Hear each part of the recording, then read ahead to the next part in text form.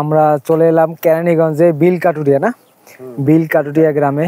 আসলে এখানে উদ্দেশ্য ছিল আমাদের মাছ ধরার যে দৃশ্য কভার করা, মাছ ধরার দৃশ্য কভার করা, কিন্তু আসলে অতিরিক্ত শুকনার কারণে কিন্তু আমরা মাছ ধরার কোনো দৃশ্য আমরা দেখতে পাই না। এই জন্য আন্তরিকভাবে দুঃখিত, আজকে মাছ ধরার ভিডিও আমরা দেখতে পাবো না।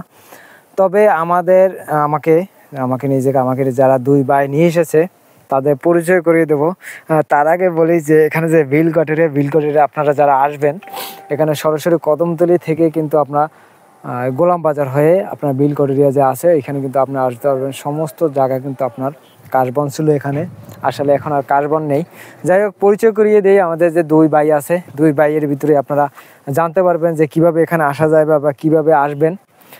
প্রথম আছে যে জনি ভাই, মোহাম্মদ জনি হাসান, এই যে ভাই, বড় ভাই, এই কিন্তু আমাকে ইনভাইট করছে যে এখানে প্রচুর মাছ ধরার ভিডিও আছে এখানে বিলের ভিতরে।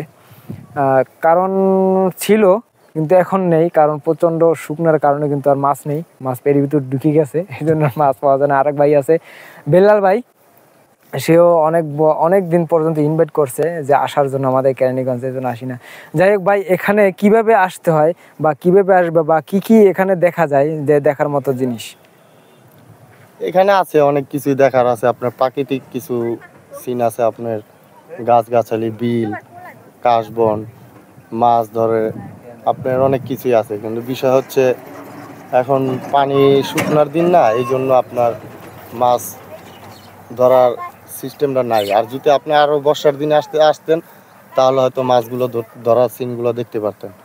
এখন যা আছে ওগুলো মনে করেন আপনার ওই যে যখন আবার এই যে খাল হেজবো, যারা মাছ ধরে প্রকৃতিও তারাই আর কি খাল পুরা হেইচা তখন মাছ ধরবো, তখন আবার আসলে ওই সিনটা আবার দেখতে পারবেন খুব ভালো।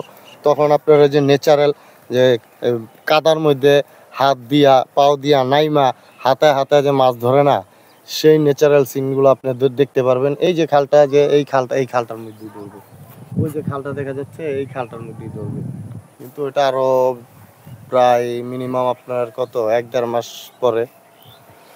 যাই হোক, আরেক ভাই আছে বেলাল ভাই। আচ্ছা ভাই, এখানে যে মাছ ধরা ছাড়া আর কি জিনিস এখানে পাওয়া যায়? এখানে ঘোরার অনেক স্পট আছে আপনার, যেমন এখানে কফি হাউস আছে, তারপর এই যে ঘাসফড়িং রিসোর্ট আছে, খুব সুন্দর। আপনি এখানে আসতে পারেন, খুব দেখার মতো জায়গা আছে। আনোয়ার সিটি আছে, তা শরীফ আছে, এখানে অনেক কিছু আছে ঘোরার মধ্যে। কেরানীগঞ্জ নতুন এলাকা, নতুন শহর, খুব সুন্দর জিনিস আছে এখানে। আপনারা আসতে পারেন, খুব বিনোদন করতে পারবেন আপনারা। যাই হোক, অসংখ্য ধন্যবাদ। আসলে পরবর্তী যে ভিডিও দেব ওই ভিডিওতে আমরা দেখবো যে কিছু এখানে কি যে দৃশ্যগুলো আছে এগুলো তুলে ধরার জন্যই আমরা দেখবো। যাই হোক, দুই ভাইয়ের সাথে পরিচয় হওয়ার জন্য অসংখ্য ধন্যবাদ। আর আমরা ঘুরতেছি, সবাই পাশে থাকবেন, সাথে থাকবেন, আমাদের ভিডিওর সাথে থাকবেন, লাইক কমেন্ট শেয়ার করবেন। আসসালামু আলাইকুম।